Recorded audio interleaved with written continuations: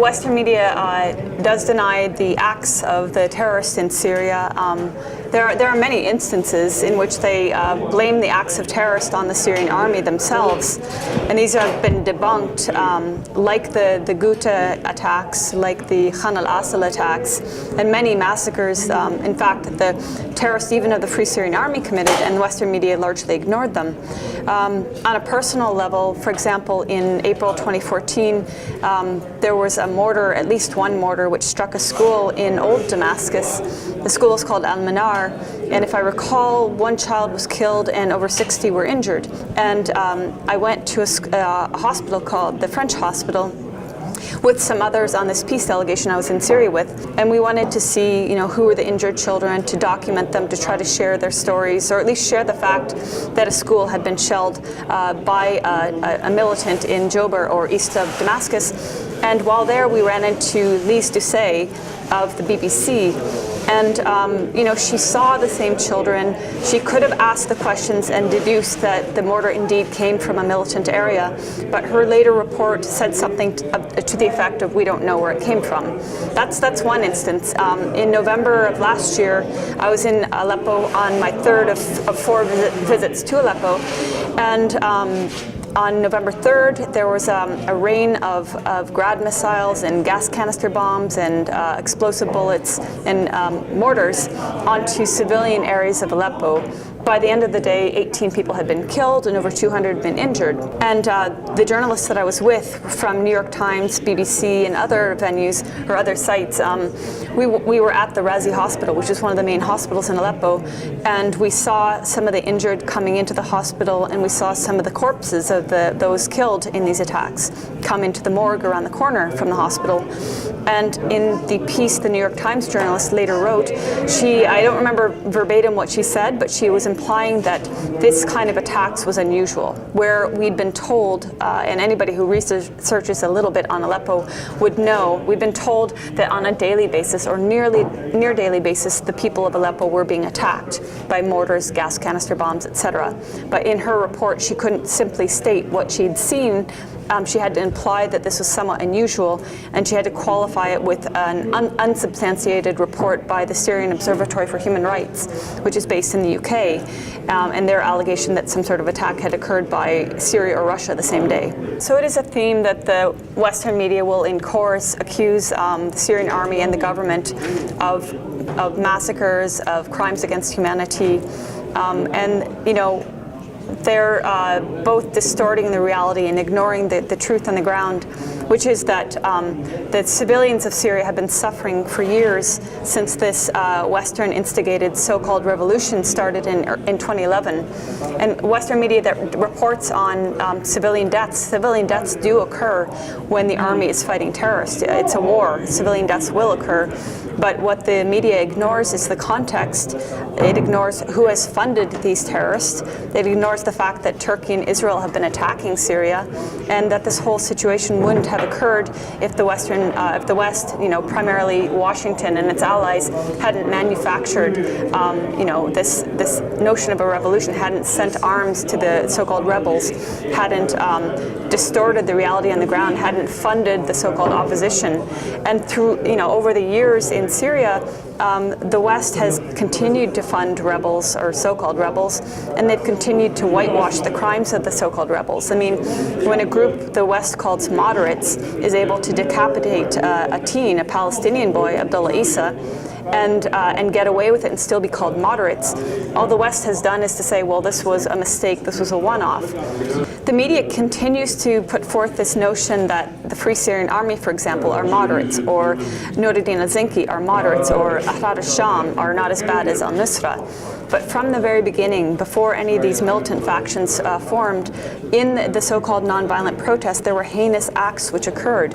And in areas like, for example, there was an area where a farmer from Banyas was massacred by a mob of so-called unarmed protesters. He was massacred and mutilated, his face was mutilated, and he was murdered. And this was at a time when the media was telling us that the only crimes occurring in Syria were at the hands of the Syrian government or the Syrian army.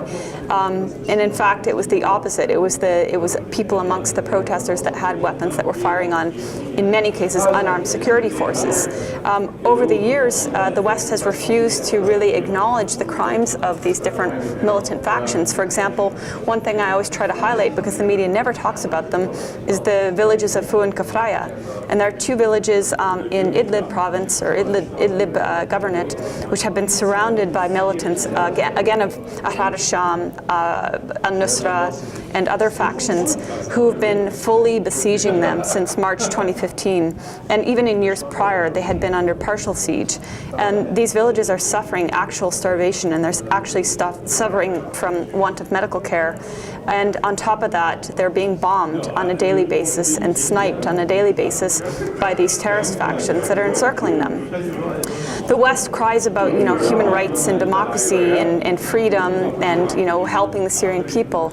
They completely negate the suffering of people in certain areas because it doesn't serve their agenda. And their agenda is to portray these different militant factions as rebels, as people that are bringing freedom and democracy. It's quite ironic that in eastern Aleppo, for example, the scenes we were seeing were women were being forced to wear dressed completely in black from head to toe, and people I interviewed that had managed to flee East Aleppo or eastern areas of Aleppo told me this. They said this is one of the first things these militants did, is they forced women to dress like this. And there was certainly no human rights for women there, let alone for people in general, because the militants were hoarding food and they were punishing people for not praying in the way of these militants. They were harnessing Islam and telling people that this is the way you have to practice your religion. This is the freedom that the West is bringing to Syria. Syria, a secular nation which has for a secular nation which has been proud of its secularity, and which was a developing nation, and which was one of the safest countries on earth prior to 2011, and where education is free, healthcare is free, and people don't define themselves by sectarian terms unless they happen to be of the Muslim Brotherhood persuasion, but the majority of people don't. I just want to add something about Western or corporate media reporting. I shouldn't say all Western journalists, and not all corporate media journalists either, but largely they've been reading from the same script. And we can see this in many campaigns, whether it was Madaya, where they were suddenly screaming starvation, and when in fact journalists went into the area, they found out why there was some starvation. It was because the militants inside were controlling all the food stores there. Or whether the media chorus is screaming last hospital in Aleppo, last doctor in Aleppo. There have been many occasions in which most of the corporate media have been saying the same thing at the same time, suddenly out of nowhere. But tonight, for example, there was a panel in which I spoke, in which Professor Chossudovsky spoke and Eve Engler spoke about various aspects of this premeditated war on Syria. And I gave a number of on-the-ground anecdotes and showed photos and videos from particularly Aleppo, since that was a topic that the media was so concerned about. There were journalists from Radio Canada and La Presse, and prior I had decided that I wasn't going to talk with them because, in my opinion, after a certain speech I gave in a panel at the UN, went a bit viral. There have been journalists who've been wanting to just simply run smear campaigns because of things I said, and the things I was saying had to do with the fact that corporate media is lying on Syria and many other issues. So I had decided I wasn't going to talk to these journalists because, frankly, it's a waste of my time. They just want their soundbite, and then they can go and spin their story. However, somebody asked me to please speak with these journalists.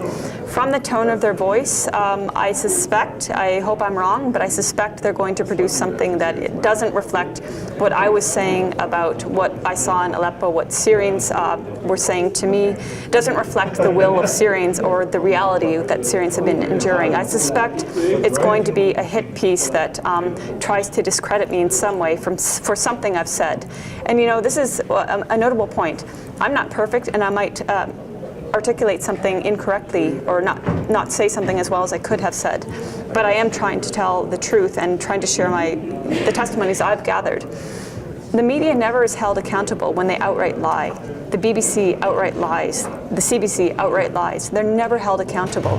And this is another reason I was going to boycott them, and I am from now on boycotting them, because they have control over the narrative, and I really think we need to be supporting, the independent media more and ignore the corporate media or call them out on their lies, but certainly not cater to them. We can't expect them to suddenly have an agenda of telling truth on Syria or any other issue.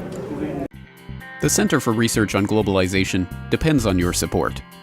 To purchase a book or DVD, or to make a donation, please visit globalresearch.ca today.